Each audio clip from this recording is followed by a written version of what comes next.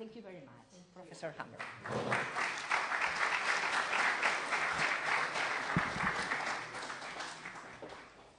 Thank you very much, Susanna, for a very generous introduction. And first, I have to apologize for speaking in English. It's the only thing I can do. I'm sorry. So it's a real pleasure to be here, not least because I understand it has been 20 years since the last meeting of this kind. I should also explain that I am an archaeologist. I'm not a historian. But I think that's okay, because some of the most significant breakthroughs in our understanding of the origins of European kingdoms in the past 20 years have come from archaeology. We rarely discover a new medieval document, but archaeological discoveries are emerging from the ground even as I speak, even as we sit here. Now, as an Oxford historian, a colleague of mine once told me, the problem with archaeologists is they keep finding things. So he's obviously very annoyed that, new material keeps coming up, but it does. So we're constantly reevaluating as new finds emerge. I should also confess, as you will have gathered from Susanna's introduction, that I am not an expert on early medieval Spain, let alone on Cantabria. You all know far more about that subject than I do. I do know, however, that as in most of Europe, the early medieval written records for northern Spain is very uneven, very patchy. Yeah? Is that better? Not great? Let's keep working on it. Is that... yeah.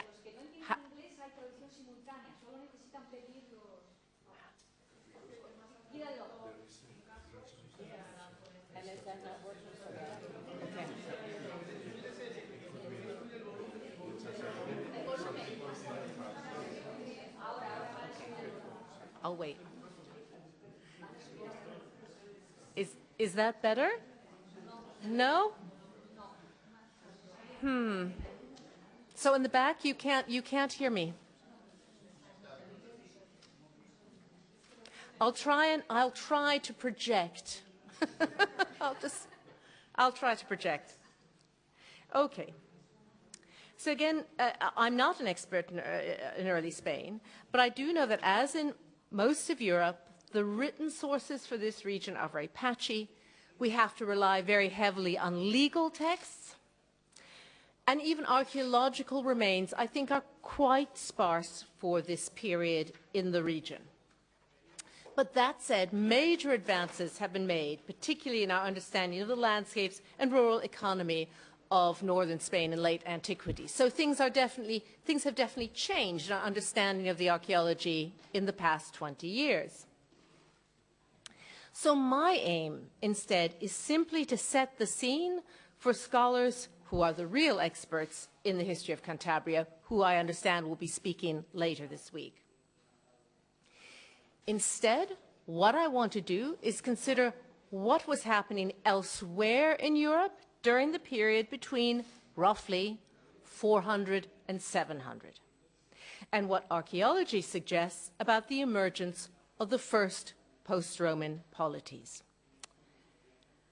As we are here in the Cantabrian Parliament building, I thought I would begin by asking what seems to be quite a simple question. What happened to government in the period after 500 in the West? In fact, the answer is not at all simple or clear. What happened to governmental institutions? Was there even such a thing as government after 500? There's no agreement on this, although it has traditionally been thought that government, in the late Roman sense, did not re-emerge in either Iberia, the Frankish world, or in England before the 11th century, 10th, 11th century at the earliest. Now, archaeology is not in a strong position to address questions about governance and so on. So forgive me if I say relatively little about political structures this afternoon, but I think it's worth noting that we really don't know what happened to government.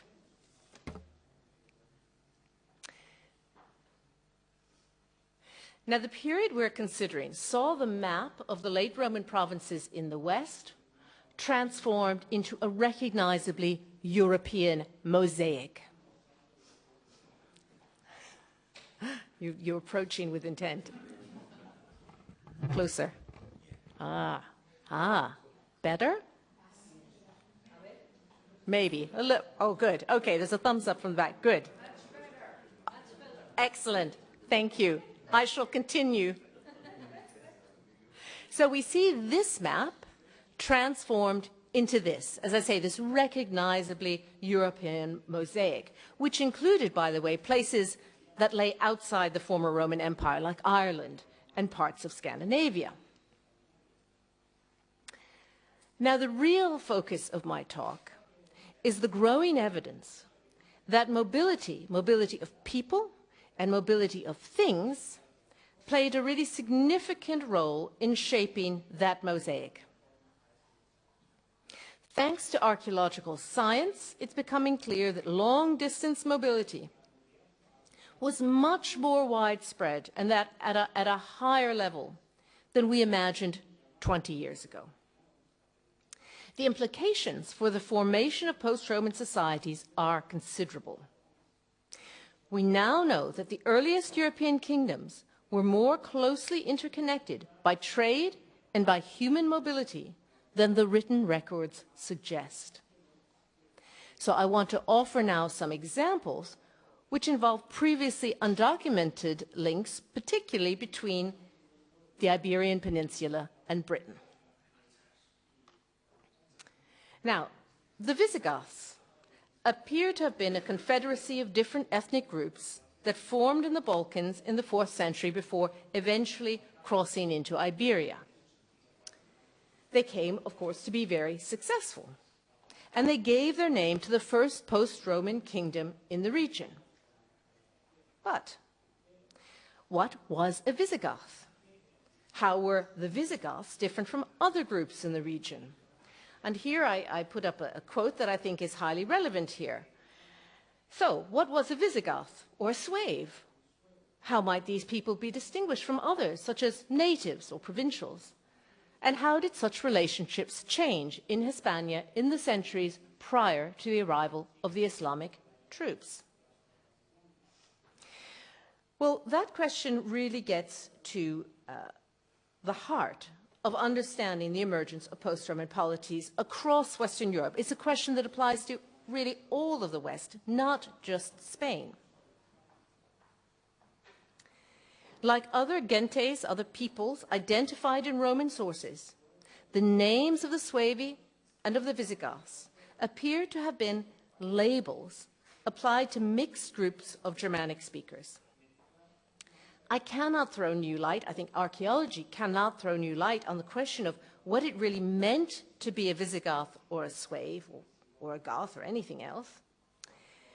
But recent scientific studies of early medieval burials elsewhere in Europe might, I think, help us think about this question in new ways.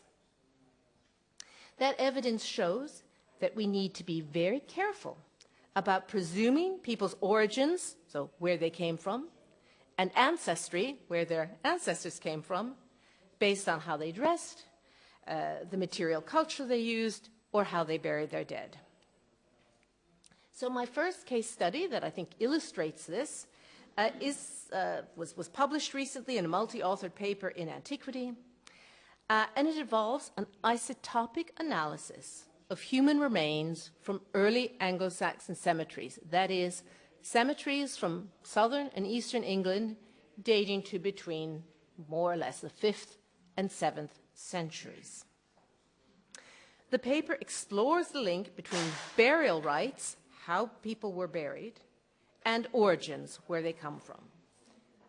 Put very simply, it asks, were locals and non-locals, or if you like, foreigners, treated differently when it came to burial? So I'm not a scientist, I should say, so my work here involved working with scientists, and so that's what the paper is about. So I thought it might be helpful for all you non-scientists in the room just to say a little bit about isotope analysis, what it is, and how it works. What are the questions that it can answer? So as it says here, the isotopic composition of our tooth enamel reflects the climate and geology of the place where we grew up. So the food we ate and the water that we drink when we were children is recorded in our tooth enamel. If an individual's isotope values are consistent with the place where they were buried, it probably means that they grew up locally, so they are local to that place. If it is not consistent with the local isotope values, they must have spent their childhood somewhere else, with a different underlying geology and perhaps a warmer or a cooler climate. So, just to be clear, isotope analysis cannot tell us exactly where someone came from, but it can tell you if someone was not local to their place of burial and suggest possible origins. We'll see an example in a moment. You can probably hear from my accent that although I've been living in Oxford for nearly 40 years, I don't come from there. And if you looked at my isotopes from my tooth enamel, you would find that it doesn't come from anywhere in Britain. It comes from the other side of the Atlantic. So there you go. So what did we actually do in this study? So we analyzed the tooth enamel from 82 individuals from 6 different cemeteries. We added data, slightly less good data from another 200 burials, supplemented with 200 burials. And 2 aspects of our findings are, I think, of interest here today. First, we found that the link between burial rites, so whether somebody was buried with very rich burial assemblage, jewelry, weaponry, and so on, or with nothing, really had, well, it had something to do with their origins, but it wasn't what we expected. I'll explain in a moment. And the other thing we found was an unexpected link, an undocumented link between these parts of England and Iberia. So you'll see in a moment. What did we actually find?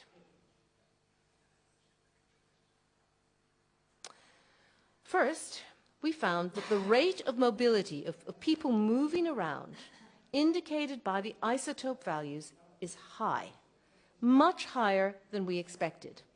So the first observation is people moved around a lot. In fact, between 25% and 65% of individuals were not local to their place of burial. Okay, so they grew up somewhere, some distance from where they were buried. Sorry about this table. Don't worry about really looking at the detail. What it shows us in the right-hand column, this column, is that between 27% and 44% of individuals grew up more than 100 kilometers from their place of burial. So you could call that long-distance mobility. So the first observation is people moved around a lot. The second observation is that where somebody grew up and how they were buried doesn't always match up in the way that archaeologists might expect. So we had hypothesized, I had hypothesized, that women buried in richly furnished graves, like this one with a nice fancy brooch, were more likely, were members of elite families and therefore were more likely to be non-local to their place of burial. And the reason I thought this was because our written sources suggest that the daughters of high-ranking families were often married outside of their group in order to form political alliances with other leading families, perhaps in other kingdoms. So the theory was the richly buried women were more likely to be from far away. We were wrong, completely wrong. In fact, it was women from poor graves, from graves with nothing in them or almost nothing in them, that were much more likely to come from 100 kilometers or more from the place of burial. So they spent their childhood a long way from where they were buried. Now, I could happily afterwards, if you want to ask me a question, I'll happily speculate about why I think that might be, what might cause that. But anyway, it is not what we expected. The evidence also showed that the patterns of mobility were different for men and women. So the non-local women came from at least 2 distinct places, whereas all the non-local men came from a place with a similar climate and geology. So I don't, again, not really expected, and I don't really know how to explain it. And then finally, we identified 3 individuals from a particular cemetery in Kent. So you see here it's called Fingalsham. It's here in southeast Kent, so very close. It's right on the Channel, so very close to France. So you might expect quite a lot of mobility. And of the individuals that we analyzed from this cemetery, 3 clearly could not have grown up in Britain. They are clearly not from Britain. In fact, they are most likely to have come either from North Africa or Iberia, and I'll show you the evidence in a moment. But what is interesting is you would never guess that from the burials. All 3 of these individuals are buried in a way that is indistinguishable from a typical Anglo-Saxon grave in Kent. So, what is the evidence? Again, I don't want to go into a lot of technical detail. I don't really understand it myself, since I'm not a scientist. I hope you can see this. So one of these 3 individuals was this person from Fingalsham, grave 218. Here, that little black dot shows you where Fingalsham is. And I hope you can see that there are some green areas on this map. Can you see the green a little bit? The green areas mark the potential places of origin, the places that match the isotope values of this individual. The darker the green, the better the match. And I hope you can see that the darkest areas of green are in along the east coast, really it's the southeast coast particularly, of Spain and parts of North Africa. So we absolutely, and we found 3 of the 20 or so people we analyzed from Fingalsham, 3 of them came from this region. It's completely unexpected. And the reason it's completely unexpected is there is, as far as I'm aware, and I have asked real historians about this, no written sources that refer to direct links between England and Iberia in that period. We have more evidence of such links. This is the still unpublished information from a still unpublished cemetery called Drayton, which is near Oxford. The big red star shows you where it is. It's a cemetery dating to the 7th and 8th centuries, and it was completely excavated. I hope you can see on the right there is a plan. Now, the cemetery was unusual because it contained, on the one hand, a group of young males, several of whom had weapon injuries, so they seem to have been involved in battles. And on the other, a group of older females. There are almost no children and relatively few younger females, so slightly strange demographic composition. Of the individuals analyzed, 3 probably had Iberian origins, and I want to look just at one of them. I should say I thank you to my colleague Amy Styring for some of this data. So this is individual 1127, a male, 35 to 55 years old, and as I hope you can see here, he had a healed blade injury, perhaps from a sword to his skull.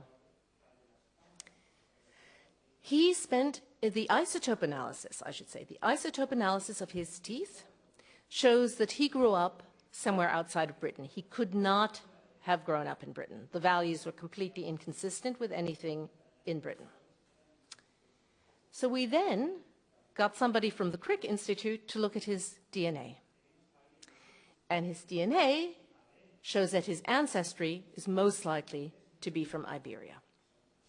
So we don't know if he himself grew up in Iberia, but his recent ancestors did.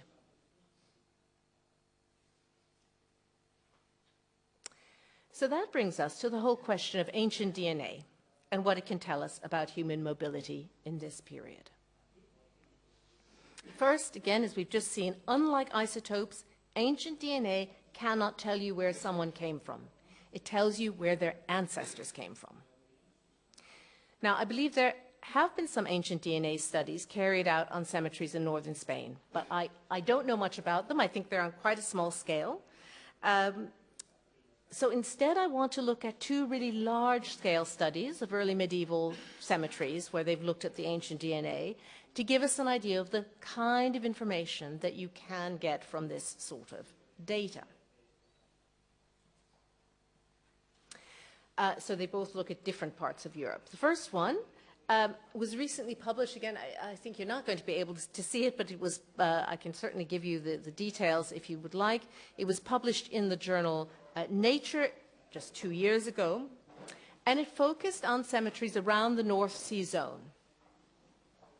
The authors analyzed the ancient DNA from 460 early medieval individuals. This is by far the largest ancient DNA study for the period we are talking about.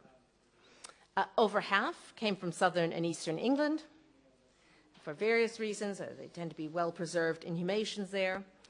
And the results show that the proportion of Northern European ancestry, especially from Germany and Denmark, increased sharply in England during the early medieval period. In fact, up to 76% of the ancestry of the English burials came from northern mainland Europe. It was also noted that women with a large percentage of North European ancestry were more likely than other women to be buried in what archaeologists consider a sort of typical early Anglo-Saxon way, so with brooches, with necklaces, this sort of thing. Now, these observations actually broadly support what you might describe as a traditional narrative about the origins of Anglo-Saxon England. But it isn't quite as simple as that. Some of the individuals buried in these Anglo-Saxon cemeteries, in fact, had little or even no Northern European ancestry, but still they were buried in the same communities in the same way. So, although the results indicate that migration, particularly across the North Sea, had a significant impact on eastern England, it cannot tell us the scale of that migration. I mean, clearly it was large scale, but exactly how large we don't know. It cannot tell us how locals and migrants interacted, what was the impact on language, and so on. Nevertheless, the story told by the isotopes in ancient DNA is an important one. It tells us that immigrants and people with high levels of Northern European ancestry were buried in the same community cemeteries and in the same way as those who had grown up locally in Britain with little or no North European ancestry. I don't think that's something that most of us expected.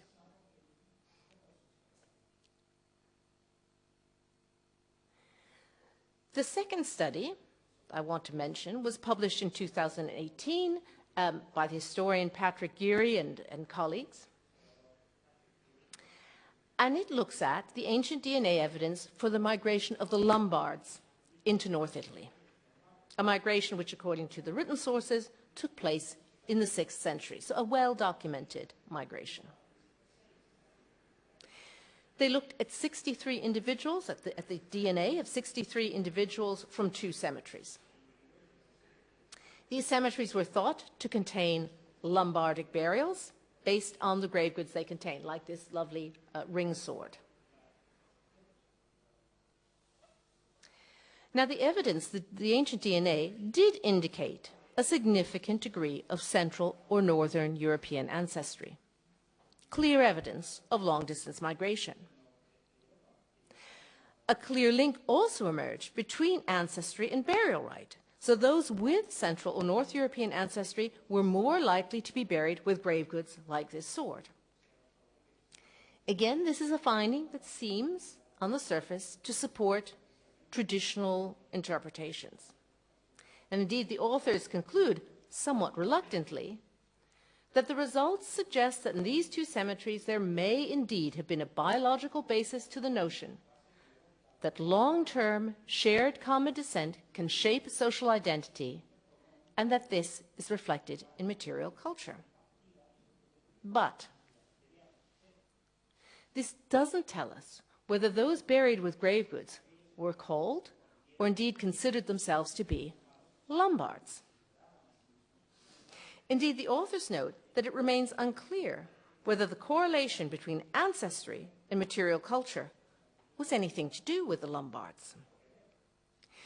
More recent analysis of the same DNA data by Stefan Patzold suggests that this correlation between burial with grave goods and Central or North European ancestry had its origins in the 5th century, before the Lombards supposedly entered Italy. So, what do we make of that? I think these findings have clear implications for understanding the role of migration in shaping the first medieval kingdoms.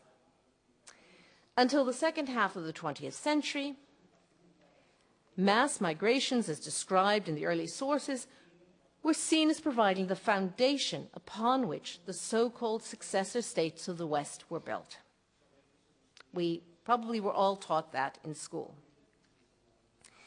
This rather uncritical acceptance of the written sources fell out of favor, however, I think with both historians and archaeologists. This was due in part to a growing awareness of more complex, anthropologically informed understandings of ethnic identity, but also to an understandable distaste for explanations involving mass incursions of Germanic-speaking peoples.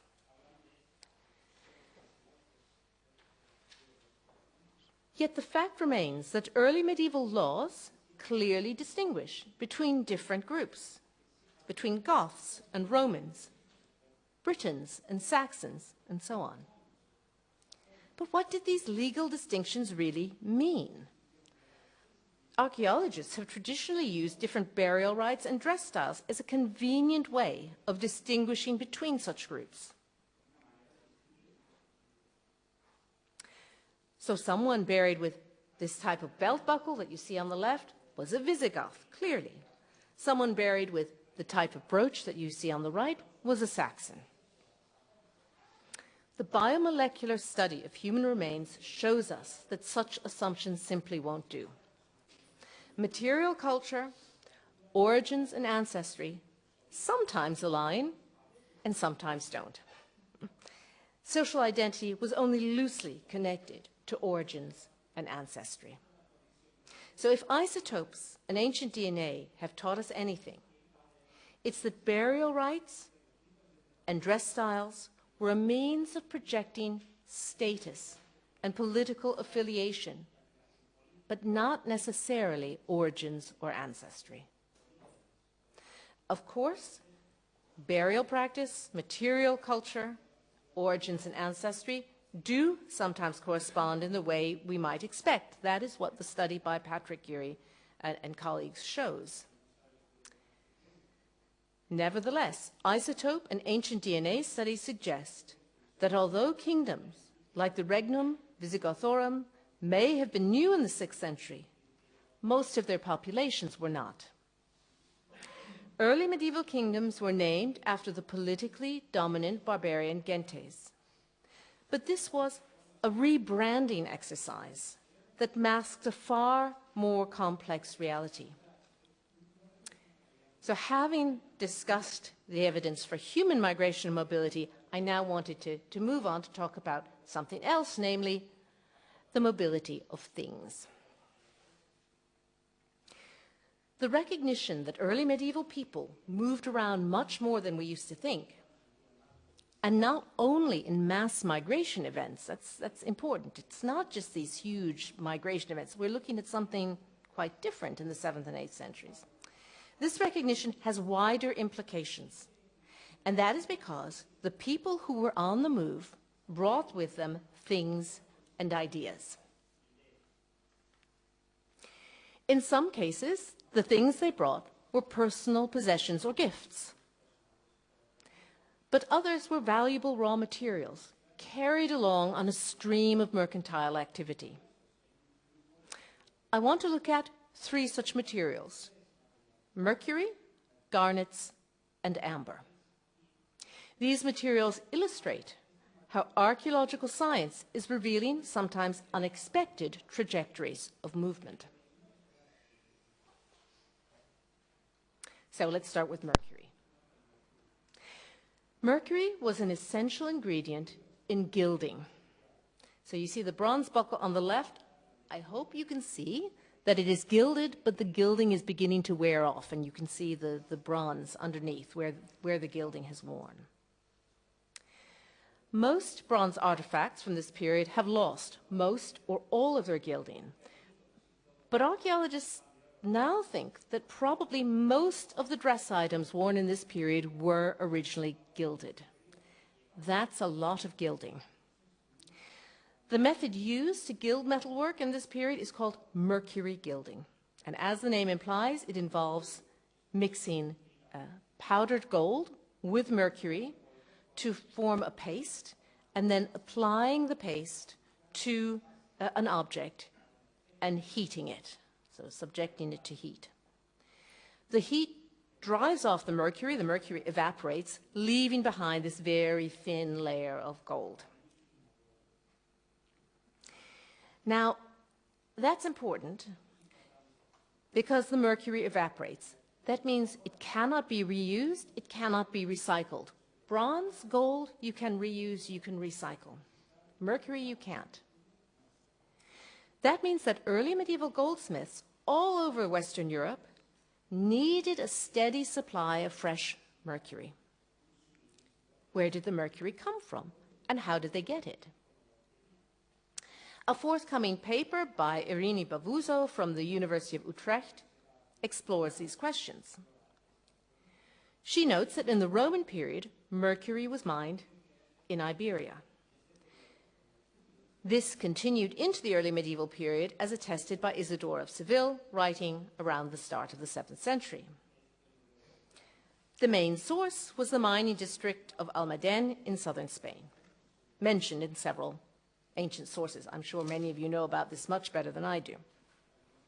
What was being exchanged for the mercury is less clear. It may have included tin, it may have included slaves, we don't know.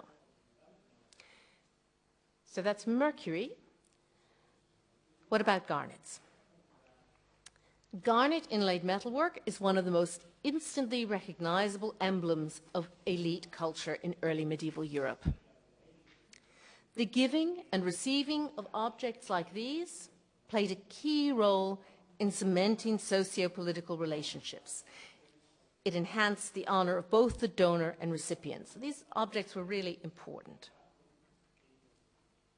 Now, scientific analysis of the garnets is revealing their likely sources. Most of the garnets that entered North Sea and Baltic trade networks, I don't know about the Visigothic examples, I don't know if even anyone has done the analysis, but for the North Sea and Baltic objects, most of the garnets used derived from South Asia, mostly Rajasthan or Sri Lanka. Right? They've traveled a very long way. In fact, that is not so surprising, because the garnet sources in these regions were already being exploited in the Roman period. Recent analysis has revealed that European sources, too, began to be exploited in the 7th century, maybe because the Asian sources began to dry up. We don't know. Maybe it became more difficult to get hold of garnets from Rajasthan.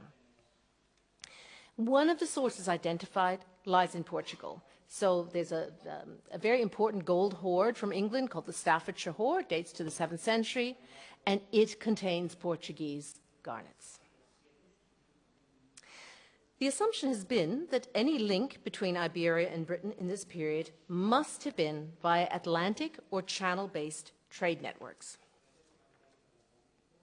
And here's a nice quotation that demonstrates this, and also, that shows that historians have assumed any connection must have been indirect. This is by the historian Simon Keynes, and he says, there is little, if any, evidence of direct contact between Visigothic Spain and any of the English kingdoms in the 7th or early 8th centuries. So again, no written evidence would have led us to guess these links. So historians have always assumed that materials, I don't know, like garnets or mercury, must have been sold on to England by middlemen, maybe by Franks or Frisians, via ports like Bordeaux. But we've just seen evidence for the presence in England of men and women who had grown up in Iberia, who had Iberian ancestry, but were buried in cemeteries far from the major routes of the Atlantic system. That should make us question this lack of direct contacts. What the evidence shows is that trade networks also facilitated the movement of people, not only things. And finally, let's move on to amber. In antiquity, as in prehistory, amber from the Baltic regions was exported to parts of Europe in large quantities. After the 6th century, interest in the material appears to have declined, at least outside of Scandinavia. But a significant quantity of amber, mostly in the form of beads like these, and mostly found in women's graves, has been found in Spain. In England and Germany, too, amber is mostly found in the form of beads, worn as necklaces. Recent analysis published in the Oxford Journal of Archaeology has demonstrated that the amber found in these Spanish graves does indeed originate from the Baltic.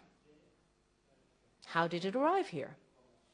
Was it exported as a raw material or as finished beads? Were amber beads seen primarily as an exotic trade good, or were they worn in order to project a particular identity? Of course, we don't yet know the answers. I'm sure there will be more research into this area, but the distribution of amber beads in Spain indicates that they were not only worn in areas with Visigothic type burials. They do seem to have been more widespread.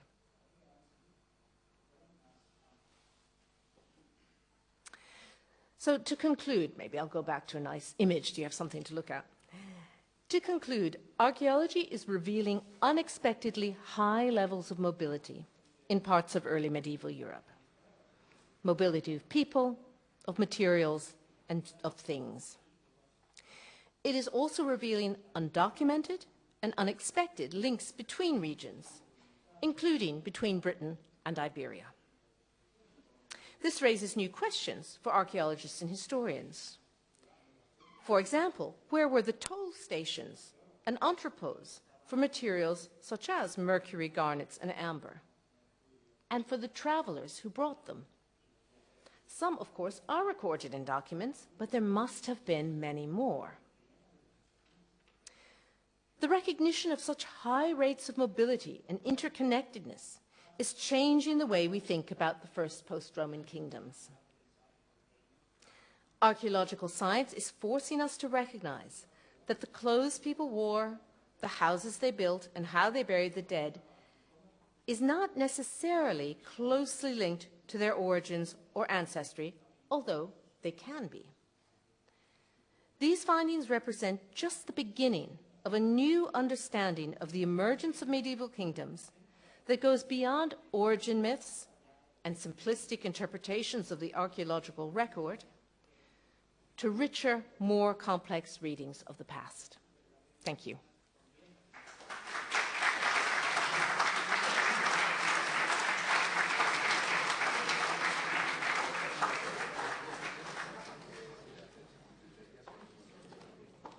So I think we have time for some questions. Okay, okay, sir.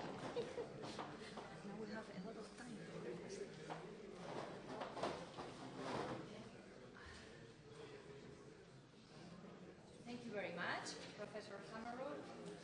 Vamos a abrir un turno de preguntas porque hasta las 5:30 tenemos tiempo suficiente, que haremos un descanso café, que será en la cafetería del Parlamento, que está al otro lado, creo, o abajo, no sé, al otro lado del claustro, ¿no? Ok.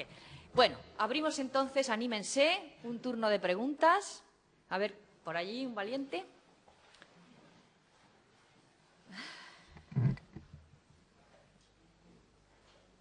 In some of the maps you were showing at the beginning, referring to the data related with the cemeteries in England, we could see a strong genetic link between the Iberian people from the Mediterranean with England, rather than between England and the people from northern Spain. And this does not make much sense to me due to geographical proximity. So I was just wondering if there is any particular reason for that. Thank you. Let me go, and I'm going to go and try and find that map again so we can see it. There we go. This one, yes? Yeah. Well, I mean, we can't directly explain it. So, of course, we know and would expect a lot of mobility between Southeast England and France, and there is plenty of evidence for that. But we also know from written sources that there was some mobility from North Africa. There was a famous bishop who ended up in England who originated in North Africa. So people don't just travel from the closest place to the closest place. So mobility operates in lots of different ways due to what an anthropologist would call push and pull factors. So why are these people, what is drawing people to another place? And that, of course, we don't know. I should note something else, that isotope analysis will not pick out non-locals from parts of Europe that are similar to where they were buried. So there are large parts of Europe that are isotopically very similar to Southeast England. All of the Netherlands, nearly, in Belgium, and lots of places on the other side of the North Sea. If somebody from the Netherlands or Belgium was buried almost anywhere in eastern England, isotopically we wouldn't be able to identify them as non-local. So that is also true of parts of Spain. So there are parts of Spain that are isotopically too similar to England to be able to identify people. So we cannot say, there are people from the east coast of Spain, but nobody from northern Spain. We can't rule out that there were also people from northern Spain. Does that make sense?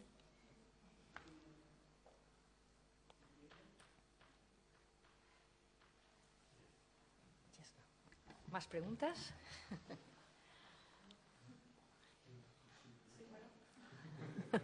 Stunned silence. This is for my own curiosity, because you have shown many biological networks in between different parts of Europe in connection with the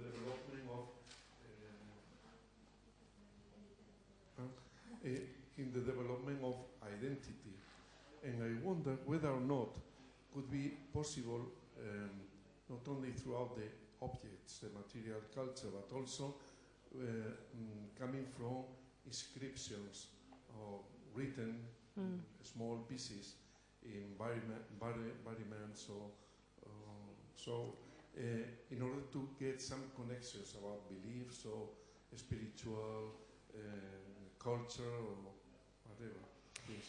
Well, yeah, in principle, yes, we could. But in practice, in lowland Britain, so Wales is a little bit different, but in England, we just have almost none We have almost no contemporary written sources, sources that are contemporary with those burials I showed you. I mean, we have, of course, discussion of Bede and so on, but these are all sources, of course, from monastic authors. So and they don't mention, perhaps unsurprisingly, they don't mention much about, as it were, foreigners. About, they give the origin myths of mass migration and how a particular nation emerged, but we now recognize that as being exactly that, an origin myth, a sort of legend created to legitimize a particular national identity or kingdom-wide identity. But the archaeology does challenge that, I think. ¿Más preguntas allí?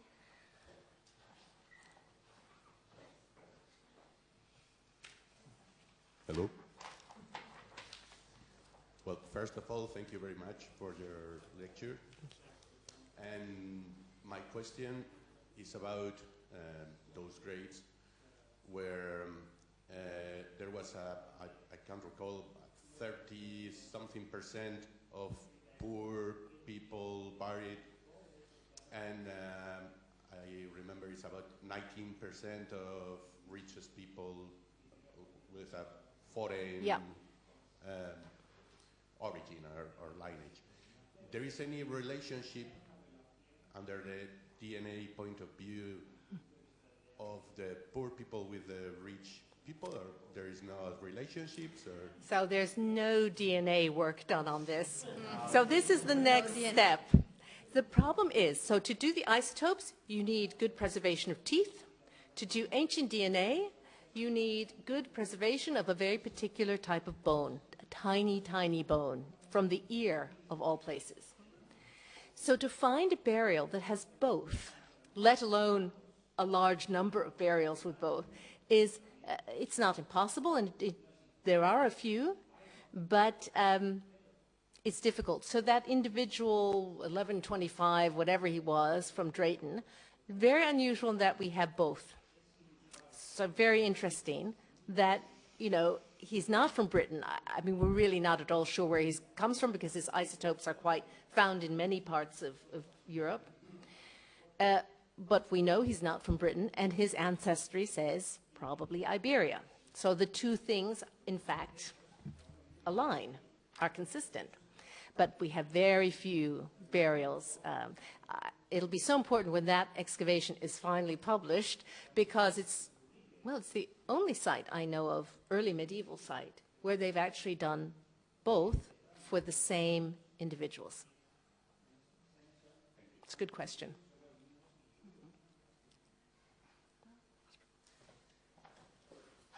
Hola, buenas tardes a todos. Yo más que una pregunta quiero hacer una aportación. Más alto. Más alto, por favor. Yo más que una pregunta quiero hacer una aportación sobre un libro que es transversal al conocimiento de la historia de Europa y del mundo. La referencia del libro ensayo es El cisne negro, el impacto de lo altamente improbable, de un autor que se llama Nassim Nicholas Taleb, editorial Paidós, www.paidós.com, www.planetadelibros.com y ISBN 9/742449/342417 de 583 páginas, que trata el tema de la historia desde la antigüedad a nuestros días. Es un ensayo filosófico, y quisiera aportarte como aportación a las jornadas. Perdone, o sea, que usted lo que quiere es recomendarnos esta historia. Ah, well, no, she's recommended us a book, and she has given us a lot of details about the book. So, great, thank you. Thank you very much for your contribution. Digo, gracias. ¿Más? Yeah, he has the book here. ¿Más preguntas, por favor? Sí. Hello. Is working? Yes. Thank you for your interest, and thank you for coming and explaining us all these details of your research. I would like to ask you about the first dates you give us. The cemetery, they have 3 people that they are not from the English. place. Did you research if these 3 people are connected between them, if they're family or not? No? No. So again, you can, of course, in theory, with DNA, you could do that. But no one has looked at the DNA of those burials, and I'm not sure if the bone, this little bone that they like to use, survives for those 3 burials. Again, you're right, it's an obvious target. In terms of where they are in the cemetery, they're not particularly close together. So they're all more or less the same date, but whether they are from the same, whether they're related is really what your question is. We don't know, but definitely more work, targeted work, could be done in that area, provided that the preservation is there. And I also would like to invite you to do a research in Cantabria, because maybe we can see if we Well, let's do it. if we have the direct connection with UK. Well, would be great as well. Thank you. I think it's a really interesting story of you don't find what you don't look for. When you begin to look, you start to find.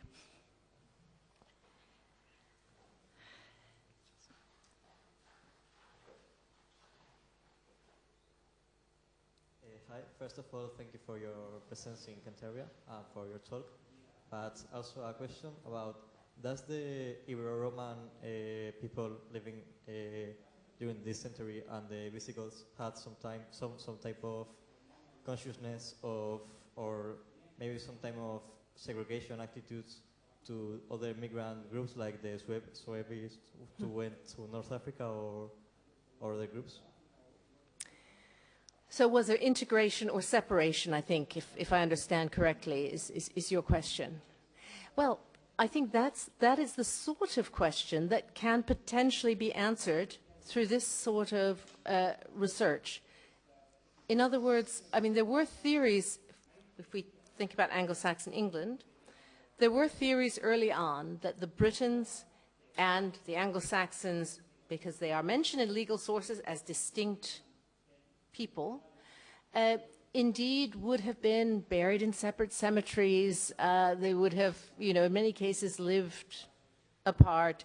Would they have intermarried? Well, not sure. Well, there's now no doubt. That is not to say that someone might not find a cemetery that they analyze for isotopes or ancient DNA and discover that it is a British cemetery. Okay, that's still possible. It's very early days for this sort of analysis. It really is. On the other hand, where is it now?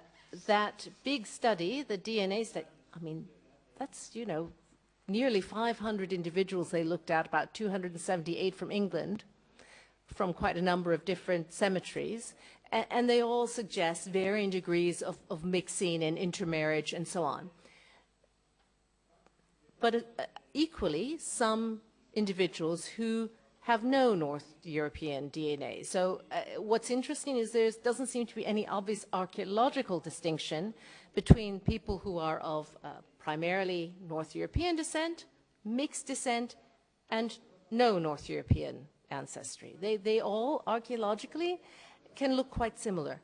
It is true that from this study, women with a high degree of North European ancestry were more likely to be buried, I think I mentioned this, with brooches and necklaces, the sort of thing that we think of as being North Germanic. But with men, that was not the case.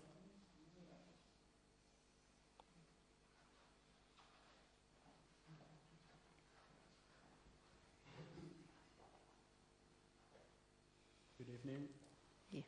Is it known whether it was an established route for migrants who came from Can you hear me? Yeah. To know whether it was an established route for migrants who came, for example, from the south of Spain to Britain. So, I mean, was there an established pilgrimage route or something similar? Possibly in later centuries. I don't know if there's a historian here who studies slightly later period, but not in the 7th and 8th centuries. That is, you know, certainly Simon Kane seems to take that view, that the written sources don't point to that.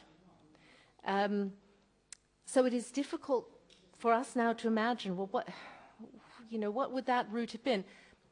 Again, remember that for the DNA, we are talking about ancestry, so it doesn't have to be a direct leap from, you know, eastern Spain to Kent. It's just ancestry. But with the isotopes, it does really suggest that that individual grew up either in North Africa or in Spain. So, yeah, it is remarkable to think about. Kent, by the way, is probably not typical. Kent, because of its proximity to the Channel, is much more likely to have significant numbers of foreigners. We probably wouldn't find something like that if we looked at the north or the west, but anyway, it's still very interesting. Thank you. Some great questions. Tiempo para una pregunta más. Thank you very much for your lecture. Thank you. It's very interesting. Based on your study, would you be able to give a number about the population, the mobility of the population in those days in Europe this time, before the invasion of the Arabs, 111? Would you be able to have a quote or something?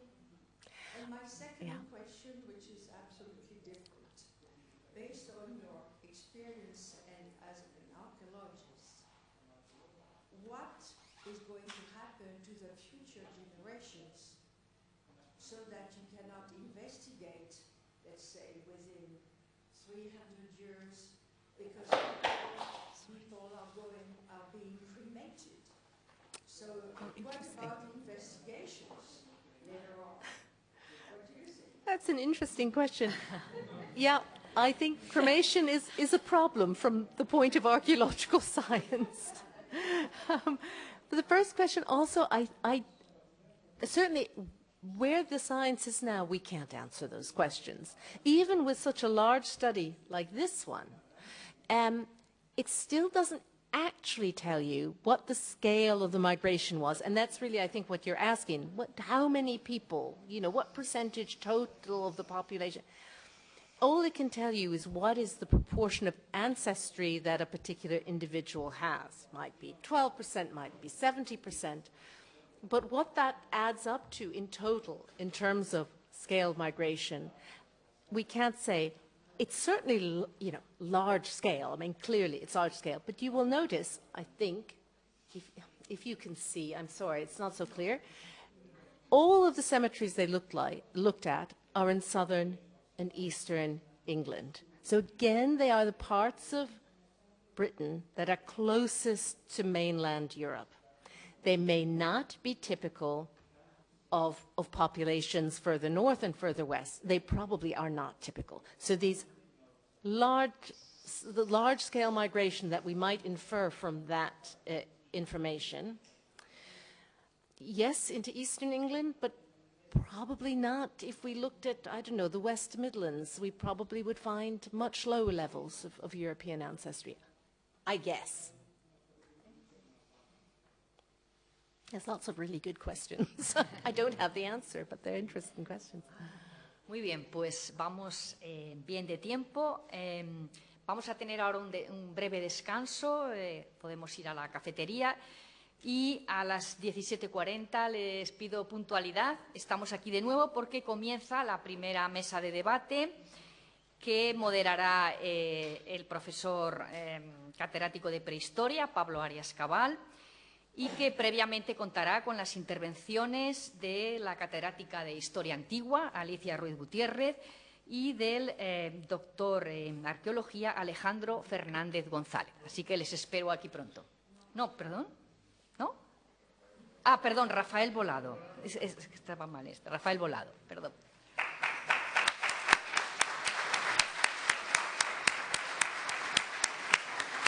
Mistaking the program. Mistaking the program.